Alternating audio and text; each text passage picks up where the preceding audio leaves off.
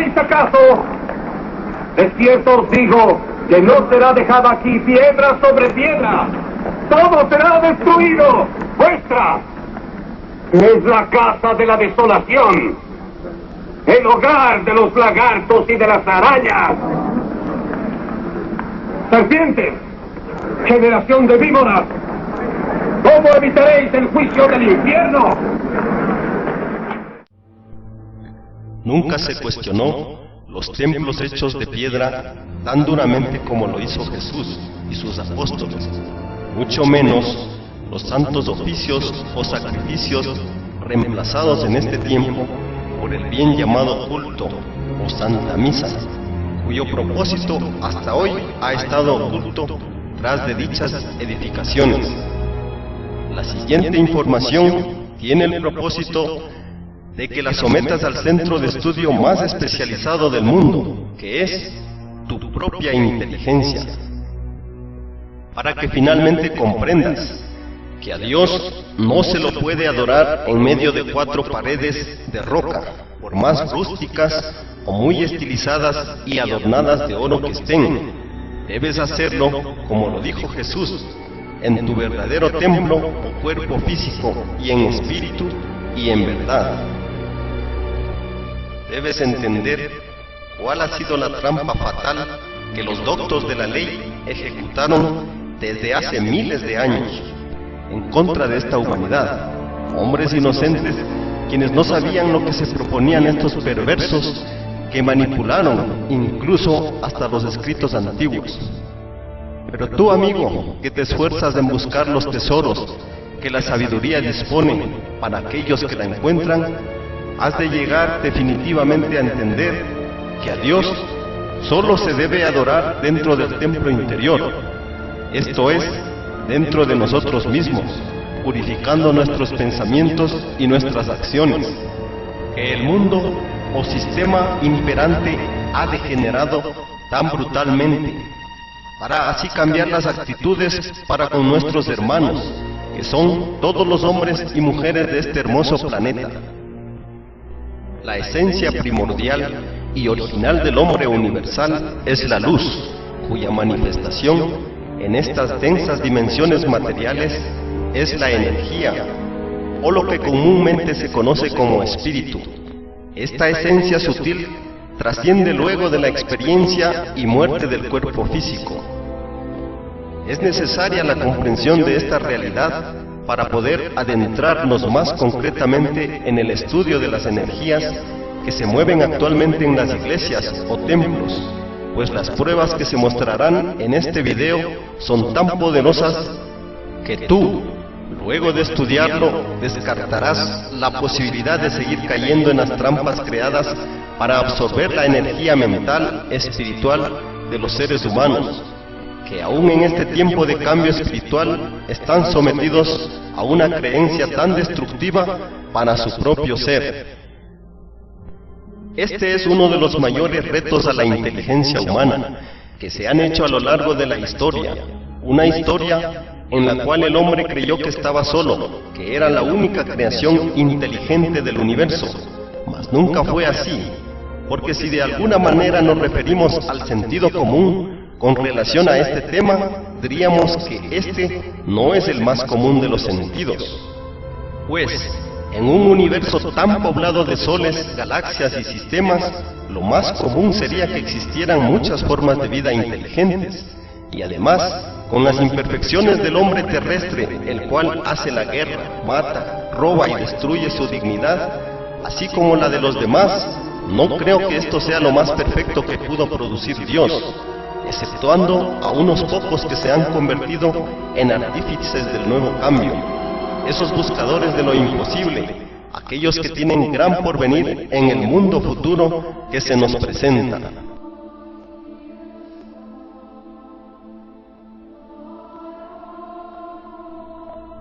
Siempre hemos preguntado el porqué de la corrupción del hombre terrestre, mas nunca hemos buscado en su verdadera causa, que es su religiosidad, ya que el origen de toda manipulación y distorsión del pensamiento humano, así como el robo de sus propias energías, proviene de ciertos entes que en muchos de los textos considerados sagrados fueron llamados dioses en diferentes tiempos, como lo demuestra el siguiente cuadro.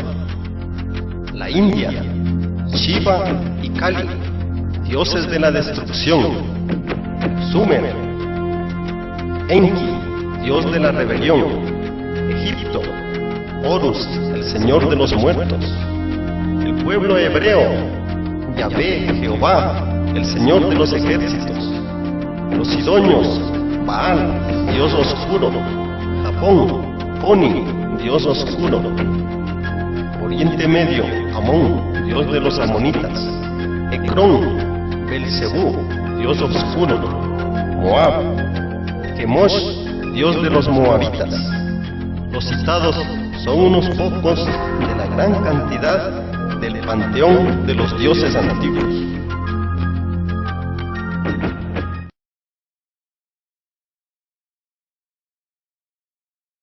Mire, mi opinión es ahora sobre todo que ya no se puede negar que no haya algo de verdad. Algo de verdadero debe de existir, así es. Debe existir, en suma. Planetas habitados, ya hay una gran cantidad, no se puede dudar de ello. Considerando el número de aquellos que dicen que han visto por lo menos no solamente un objeto volador, sino también es obvio que objeto volador, o sea, el ovni, o sea, el público sabe perfectamente qué quiere decir. Me refiero al aparato. Dentro de este aparato deben haber algunas personas que maniobran este aparato, porque es difícil desde distancias tan grandes poder pensar que vengan desde sus planetas de donde ellos vienen, estos seres, y que puedan maniobrar estos aparatos a distancia, digamos de miles, millones de kilómetros. Me decía un gran exégeta, un profesor en una universidad romana, Mariano, me decía él, que además está especializado en exégesis bíblica, que cuando en la Sagrada Escritura se habla de universos, implícitamente, no está dicho en forma clara, pero implícitamente se está hablando también de los habitantes de otros planetas. Pero hablando de la palabra universo, se está hablando de la existencia de seres de otros mundos o de planetas habitados. Bastaría solamente que hablara, por ejemplo, este Papa, el Papa Nuevo, y hablarán. Yo realmente me auguro que no se tarden mucho en hablar. No están en contraste ni con nuestra religión católica, ni con las protestantes, ni tampoco con otras religiones, porque en todas las religiones hay un Dios, que lo llaman Alá los musulmanes, o que lo llaman Dios los cristianos. Es decir, y también incluso con los hindúes. Yo no excluyo ninguna religión que tenga contraste con los ovnis. El último domingo del año litúrgico se festeja al Cristo como Rey del universo. He aquí.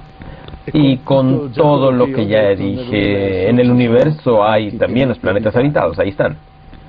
Y es precisamente por esto que yo digo que ojalá que yo pueda también volverme promotor para que en el ambiente nuestro religioso se conozca siempre más el problema de la ufología. Y yo me volveré promotor para que en este último domingo del año litúrgico, la fiesta de Cristo, Rey del universo, se contemple junto no solamente al Cristo como Rey del universo, sino que también se vuelve esta fiesta junto a la fiesta del Cristo Rey del universo, la fiesta de los mundos y de los planetas habitados. Y después, yo también digo, y ojalá que en esto recen por mí, especialmente los mundos habitados, los habitantes de los mundos habitados, porque ellos están en condiciones de saber incluso lo que sucede en este mundo. Estos ovnis, ya desde hace tiempo, no solamente en una forma que se pueda testimoniar todavía, pero ya desde hace tiempo habrán rezado por nosotros, especialmente habrán rezado porque nos vuelvamos mejores, pero rezarán más intensamente desde hace algunos años, desde cuando ellos saben que nosotros estamos en una crisis doctrinal creciente. Pero llegará un día en el cual todos los sacerdotes hablarán de esto. Incluso los estúpidos, discúlpeme que yo diga esta palabra. ¿Por qué? Porque también hablarán los obispos, hablará incluso otras personas en la jerarquía. Y se uniformarán. Y después lo que yo digo de estos ovnis, pero tenemos que estar agradecidos a los ovnis porque rezan por nosotros. Habrán ya rezado, ya, especialmente en este momento de esta crisis. Y transgrediendo las leyes eternas, se precipitaron a la tierra y violaron a las hijas de los hombres, y ellas concibieron gigantes, perversos, los seres de gran maldad de la antigüedad. Por supuesto, esto causó que al verse la tierra plagada de estas entidades, las llamadas también Nefilim, en los textos antiguos, se les ajusticiara por medio del tal mencionado diluvio, ya que el producto de aquella violación de las mujeres fue el nacimiento de híbridos, mitad hombres, mitad bestias, llamadas los gigantes. Por esto, finalmente se adoptó la idea dogmática de que el hombre terrestre es nacido del pecado, pecado del cual el hombre no es culpable, sino inocente, porque desde el origen él nació de la luz eterna. Y estos enemigos de la vida luz, llegando en diferentes épocas, han tratado de oscurecer al hombre para que no tenga acceso espiritual y se pierda en el abismo, donde ellos, los seres oscuros, son los reyes.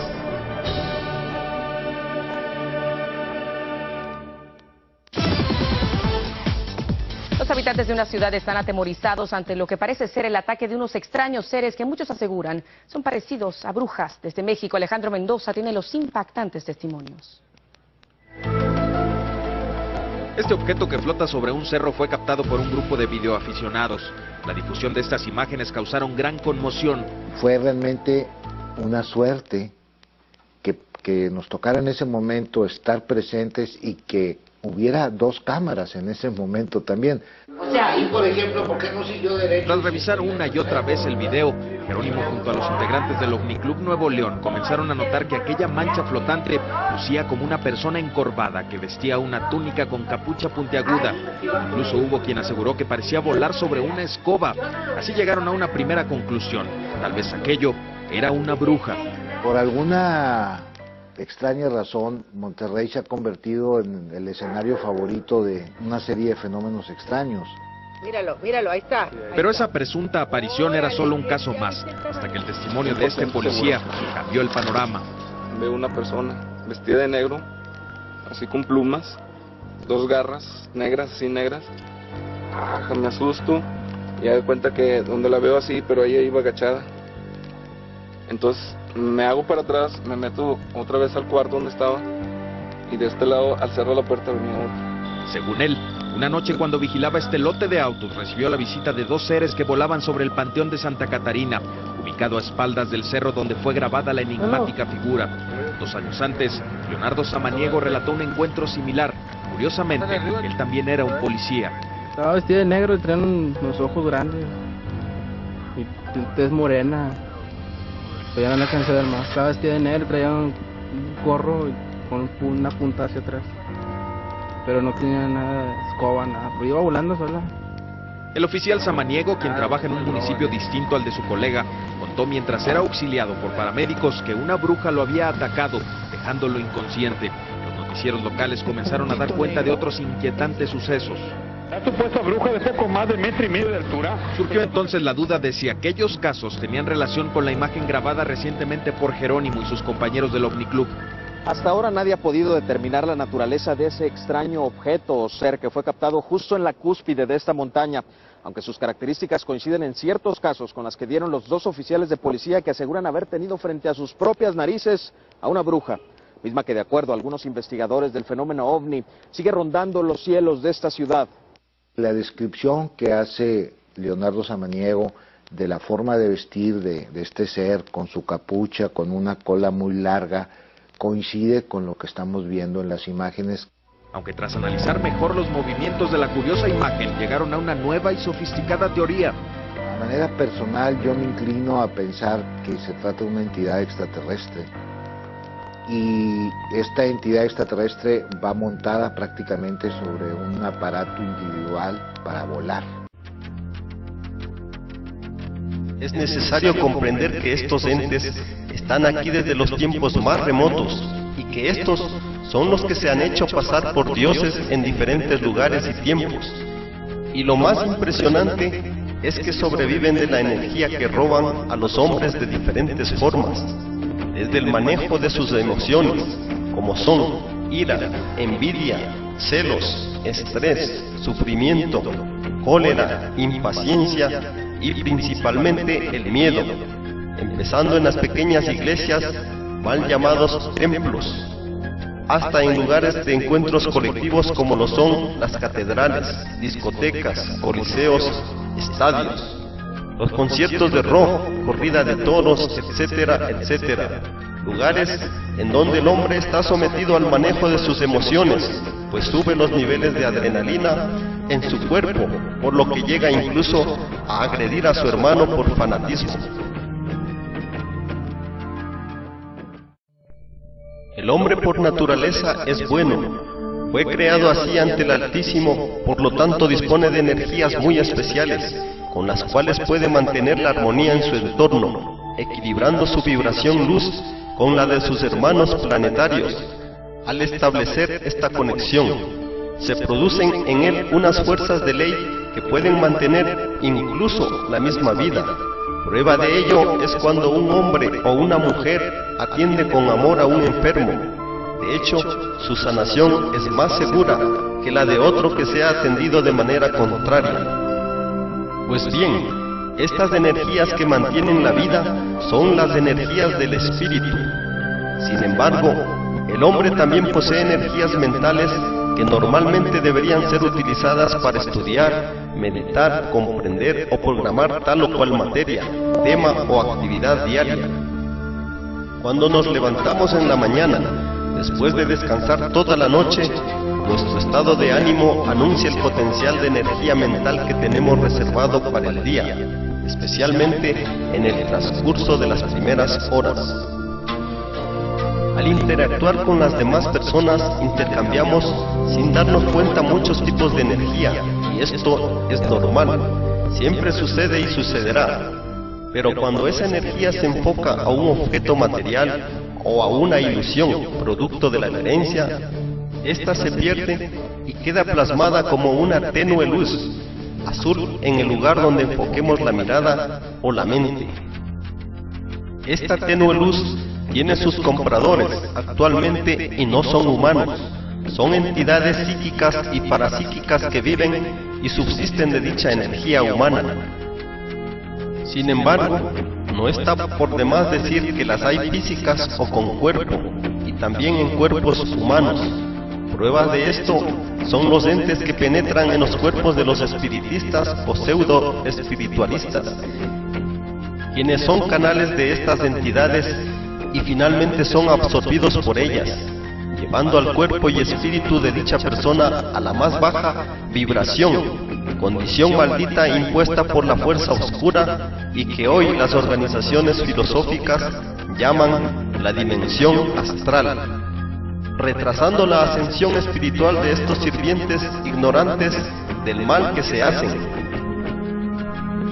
Luego, al morir estos hombres, si aún tienen la posibilidad de encarnar nuevamente, nacen con problemas genéticos, pues la matriz de creación de sus cuerpos existenciales materiales ha quedado reestructurada para albergar entidades, transformándose el cuerpo físico en una caja llena de entidades que ellos crearon y alimentaron, que vuelven, las cuales se manifiestan manejando las acciones y situaciones de esos hombres, como cuando muchas personas pelean por manejar un carro. Enfermedad que los doctores nombran locura y sus ramificaciones, epilepsia, hidrocefalia y todas las disfunciones del sistema neurovegetativo y cerebroespinal en sus mayores grados, y que tienen cura a través de un gran trabajo espiritual consciente del afectado durante varias décadas o encarnaciones si es necesario, así como también por la influencia de un espíritu transmisor del Quantum Luz, reprogramador de la matriz genética de creación de los cuerpos existenciales.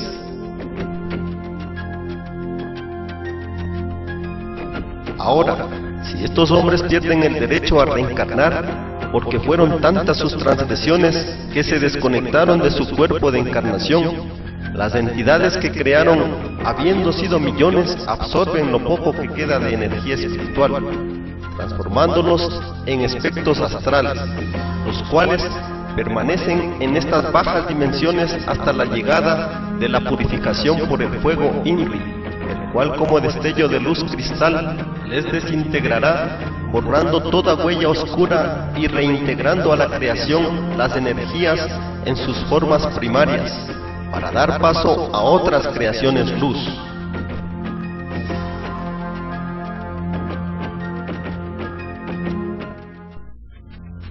Hasta hace poco, las iglesias tenían un propósito purificador para muchos, y aún hay muchos más que así lo creen, pero desde hace poco se comenzó a estudiar el porqué de la devoción, o mejor dicho, la creencia del hombre.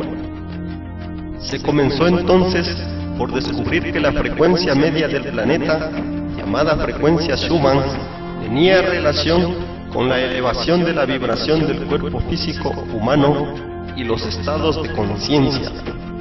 En los últimos estudios realizados, se ha determinado que esta frecuencia planetaria aumentó potencialmente desde 7.1 por segundo a 11.3 veces por segundo, y aún sigue en aumento. Pues bien, desde que se ha incrementado esta vibración planetaria, las iglesias son progresivamente menos visitadas. Esto se debe a un despertar de la inteligencia e intuición humana. Esto ha provocado que los dirigentes de las religiones se vuelquen en las calles buscando adeptos para mantenerlos. Mas esto en gran medida ha fracasado, y así seguirá, porque el hombre se está encaminando lentamente a la búsqueda de respuestas que llenen su inquietud interior, y muchos han comprendido que más vale una oración desde su corazón a lo eterno, de una manera coloquial y sincera, en secreto y en su habitación, que una visita a la iglesia a confesarle a otro hombre, posiblemente peor que usted, todo lo que él no debería saber, pues es asunto muy confidencial, personal e individual nuestra relación con Dios.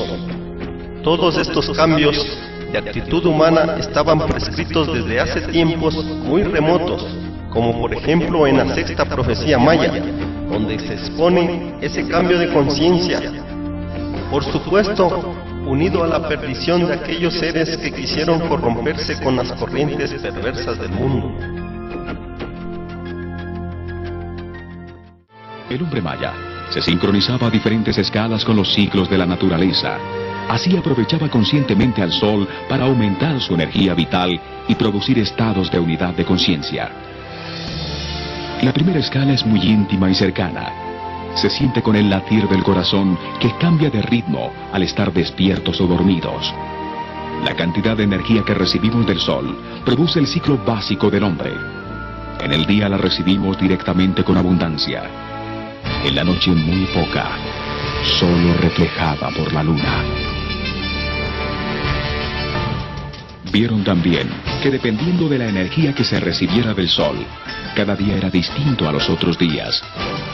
mueve la energía de manera diferente, produce una sensación distinta, distintos estados de ánimo, distintos estados de la mente, del espíritu.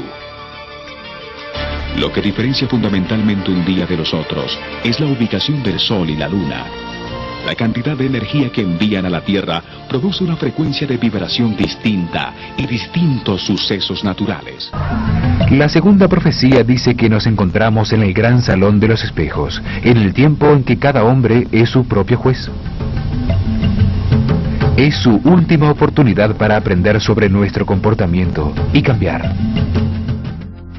En este tiempo, ya nadie quiere comprar el cielo yendo los domingos a misa o retiro, y estos hombres y mujeres, la mayoría jóvenes, comprenderán al mirar este video el porqué de su decisión.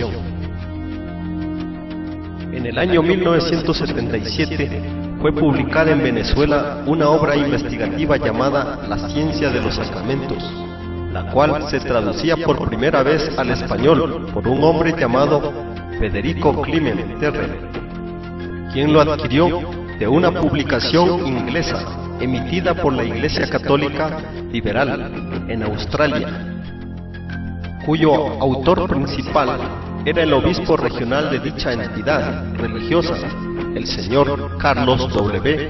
Leibowitz, quien empieza su prólogo de este modo: por doquiera nos rodea un vasto mundo, invisible para la mayoría de los hombres, aunque no necesariamente invisible. Posee el alma humana facultades que de utilizarse percibiría dicho mundo, de suerte que podría el hombre explotarlo y estudiarlo precisamente como ha estudiado aquella parte del mundo que está al alcance de todos. Palabras certeras estas acerca de lo que en realidad podemos hacer. Pues bien, este hombre, poseyendo dicha facultad de ver el campo energético, mental y espiritual, creyendo que estaba dándole virtudes al estudio de la Santa Eucaristía, revela uno de los más grandes secretos del por qué se crearon las iglesias y su relación con las entidades, en el momento pleno de la fe de los creyentes, aseverando subliminalmente la certeza de sus estudios como investigador psíquico de esta manera: las noticias que tales investigadores nos allegan son por fortuna de muchísima certeza, y ellos pueden enseñarnos que los superiores mundos de sutilísima materia están regidos por leyes que desconoce el hombre aún y que las entidades mencionadas conocen a la perfección. Mas a este se le pasa por alto mencionar que en esas dimensiones existen incontables peligros, pues está colocando por espirituales a las dimensiones astrales, un mundo artificial creado por las más bajas vibraciones a las que el ser humano puede rebajar su espíritu. Sin embargo, para limitar nuestro tema, que es el de las energías que se manejan en las iglesias, omitiremos los demás aspectos y expondremos brevemente y de una manera muy visual los antecedentes en el contexto siguiente.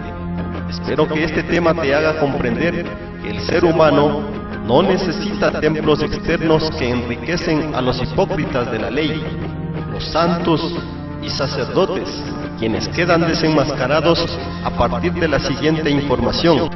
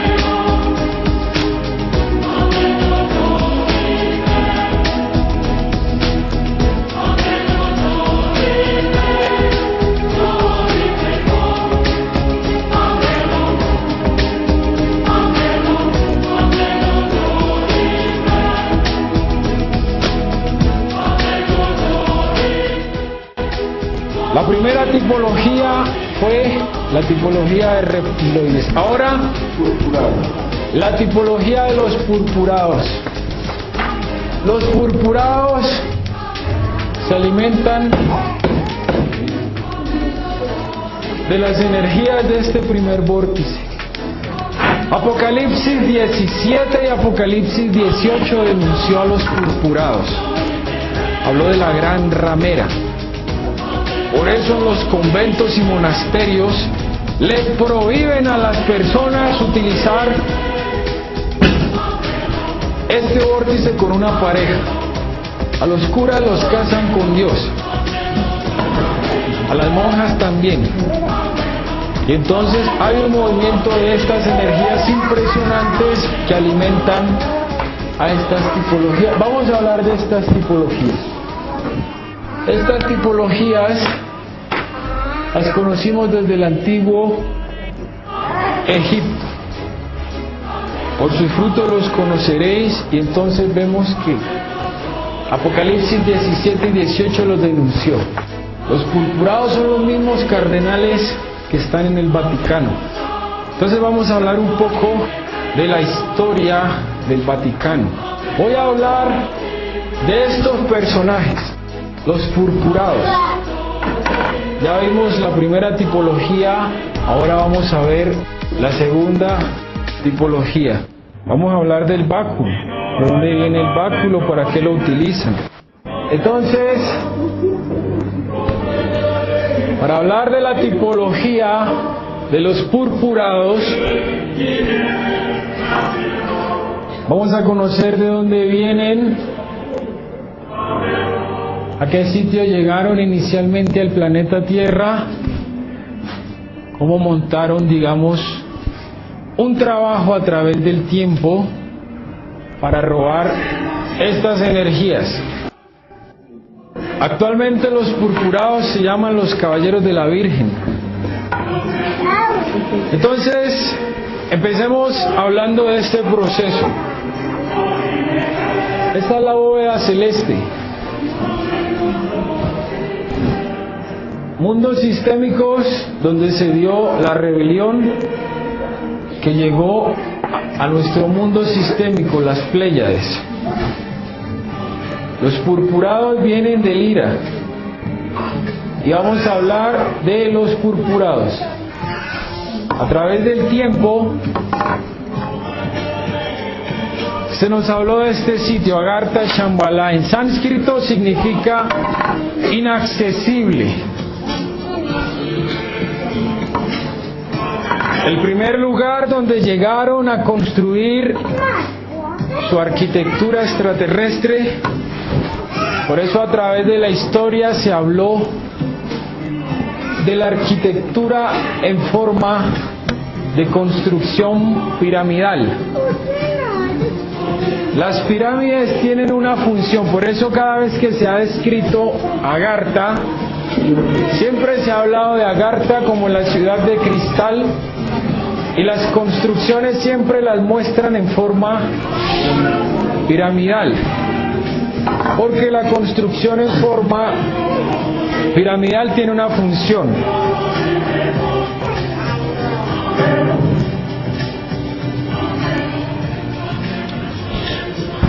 La conspiración Merkabah, que viene de Sirio. Para hablar de los purpurados vamos a conocer cómo los purpurados antes de Cristo tenían un nombre: templarios. Nombres entonces que utilizaron para muchas cosas que vamos a hablar aquí. Fueron los que empezaron a manejar la arqueometría matemática que viene de Sirio, y cómo después de Cristo, en la época medieval exactamente, siglos XII y XIII, empezaron a utilizar una arquitectura que habían aprendido por parte de los druidas. Esa arquitectura se llamó gótica. Como la arquitectura gótica la utilizaron para la vocación catedral, para mover las energías cosmotelúricas, es decir, para robar energía a las personas. Empecemos hablando de este símbolo. Desde la época del rey Salomón Habían entonces unos hombres que se reunían y a esos grupos le denominaban escuadrones. Escuadrones se llamaban todos los que supieran manejar la escuadra en ese tiempo. Y entre ellos mismos se llamaban compañeros gracias a los conocimientos del manejo del compás. Escuadrón, compañero. Entonces se hicieron llamar el gran escuadrón de compañeros y se empezaron a identificar con este símbolo. La G actualmente para los masones significa gran logia o gran arquitecto. Pero si hablamos de ese tiempo, hablemos entonces del gran escuadrón de compañeros. En ese tiempo entonces, esos hombres que tenían estos conocimientos trabajaban para la construcción del templo del rey Salomón. Y el rey Salomón ya sabemos quién fue, el mismo Sabajot, que vino al planeta Tierra. Y tengamos en cuenta que inicialmente Jehová mandaba a los judíos a que se reunieran en unos sitios, unas especies de carpas gigantes en lo alto de las montañas. A esos sitios le llamaban los tabernáculos.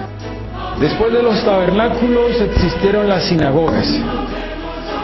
Después de las sinagogas, los templos, y después de los templos, las catedrales. Vamos a hablar de las catedrales, pero empecemos por el principio. Desde la época del rey Salomón se manejaron grandes conocimientos de la arqueometría para construir su templo. El templo del rey Salomón entonces fue construido por hombres que tenían amplios conocimientos del manejo de la escuadra y el compás. A esos hombres, de acuerdo a la historia, le denominaron masones. Tenían conocimientos del cincel, la plomada, el mazo, la escuadra, el compás, es decir, arquitectura. Y tengamos en cuenta que esos hombres, antes de llamarse templarios, se llamaban Kadosh. Es decir, llegan los purpurados al planeta Tierra y entonces, después de hacerse llamar purpurados, se denominaron a sí mismos Kadosh. Entonces vamos a hablar de los templarios, porque los templarios son los arios dedicados a la construcción de templos. Templarios. Vamos a escuchar con atención, porque si esa palabra Kadosh significa asesinos, conozcamos cómo se empezaron a identificar inicialmente desde ese tiempo. ¿Sería posible que una de las órdenes más respetadas de la Iglesia hubiera sido una sociedad secreta de adoradores satánicos?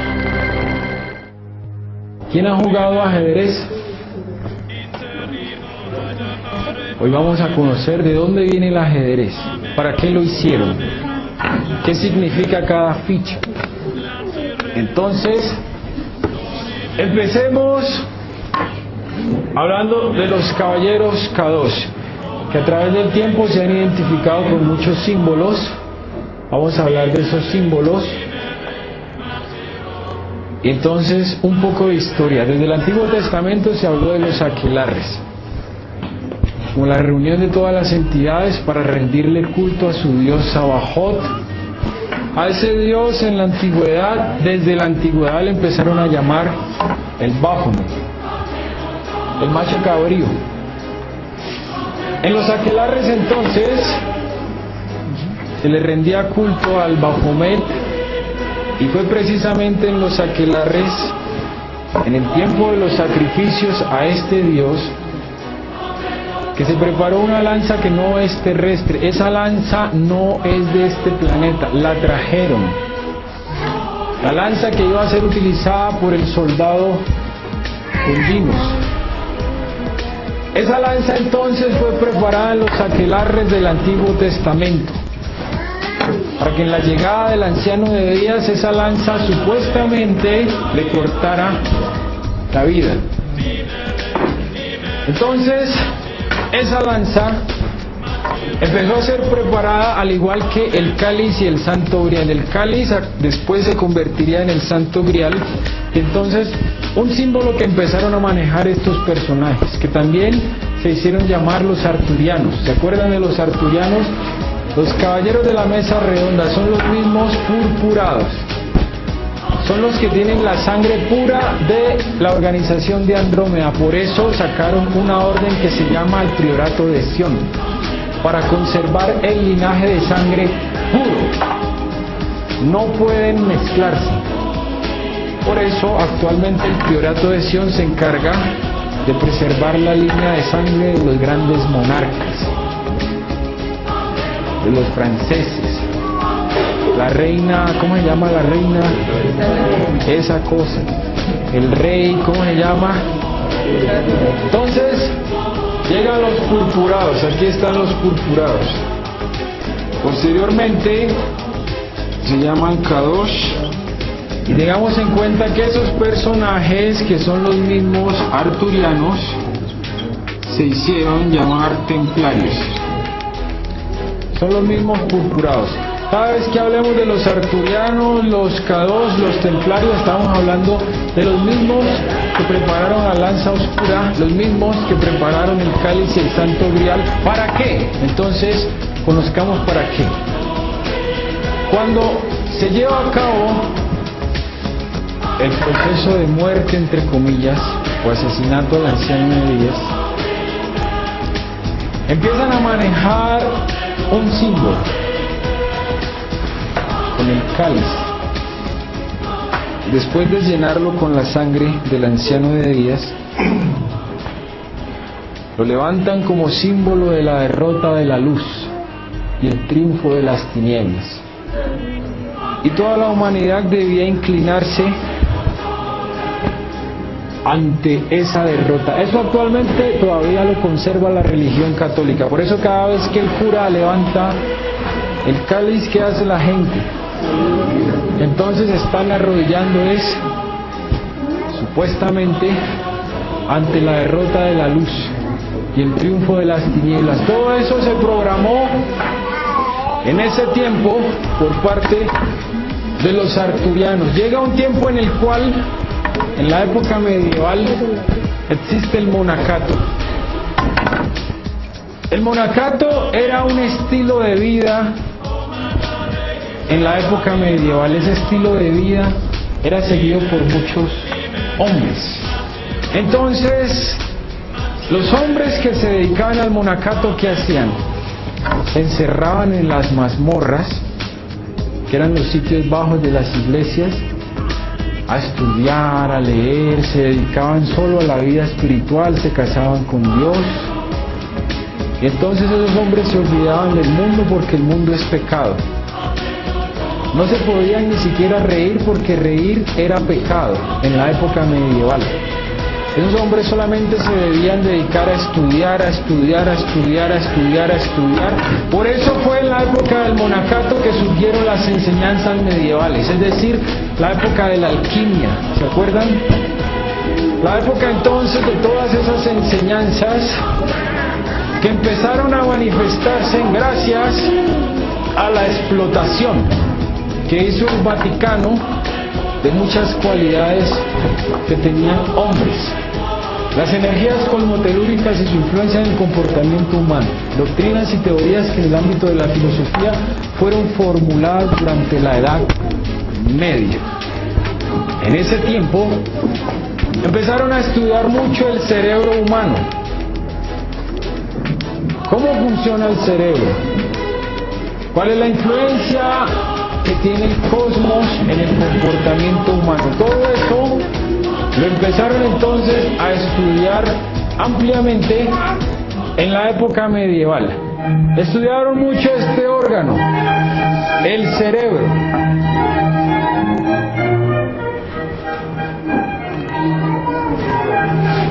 Y les voy a recordar algo. Las 4 frecuencias: beta, alfa, eta, delta. Beta despierto, alfa somnolencia, Teta sistema amor, delta profundo.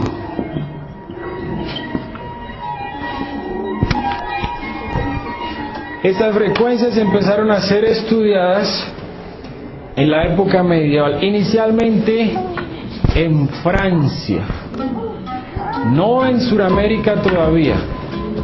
Estamos hablando de lo que están haciendo estos personajes, los purpurados.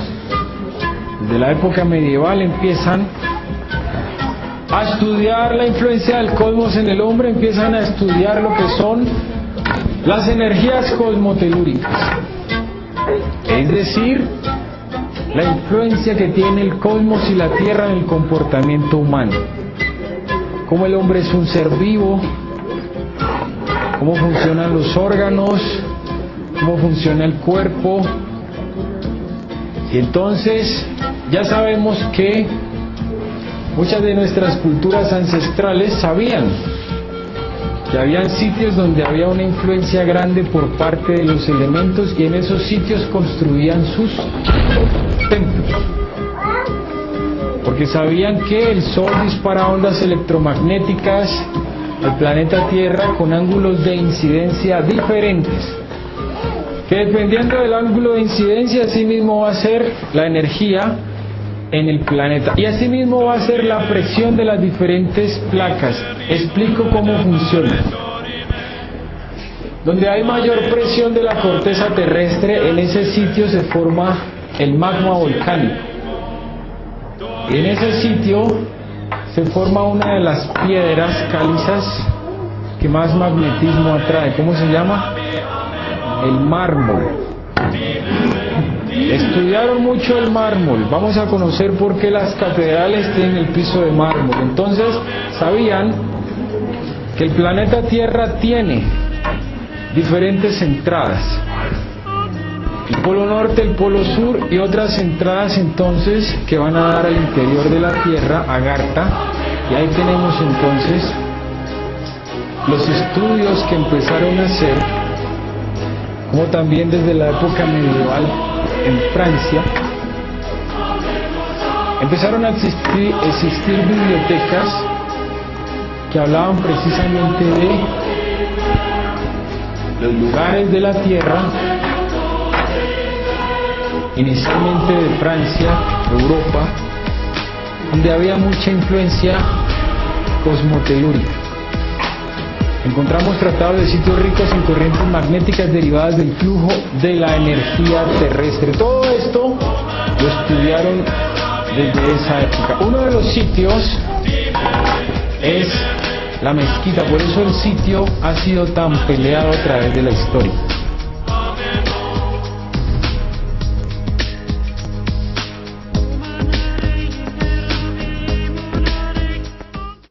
Y vi a una mujer sentada sobre una bestia escarlata, llena de nombres de blasfemia, que tenía 7 cabezas y 10 cuernos.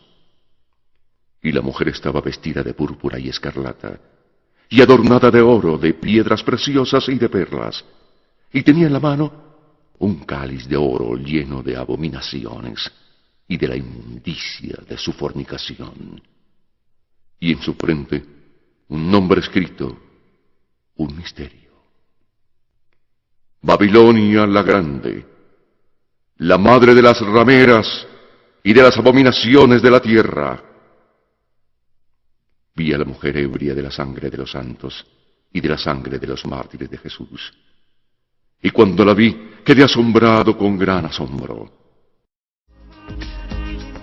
Aquí están los purpurados, que son los mismos que fueron denunciados en Apocalipsis 17 y 18, y estamos hablando de cómo iniciaron un proceso. Llegaron del Ira, desde antes de Cristo hicieron una programación con la arqueometría, que es un arte extraterrestre. Desde el rey Salomón se empezaron a construir entonces los templos.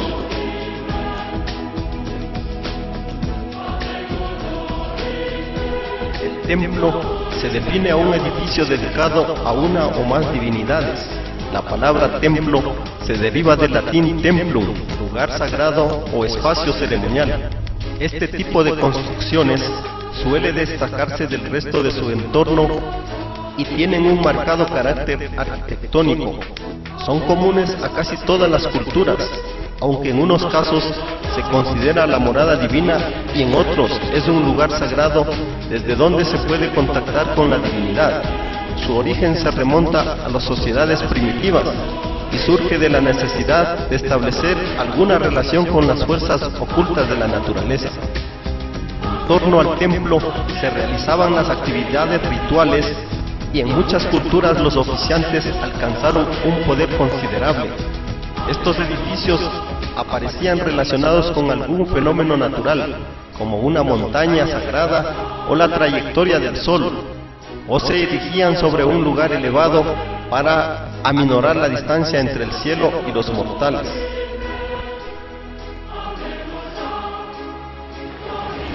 Las energías cosmotelúricas que fueron conocidas por nuestros ancestros, todo esto fue estudiado por los templarios, es decir, los arios que construyen templos